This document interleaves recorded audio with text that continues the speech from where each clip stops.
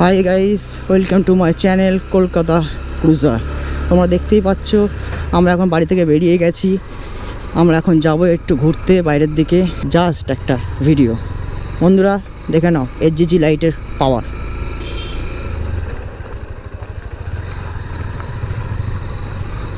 দেখে নাও বন্ধুরা, সামনে অন্ধকার,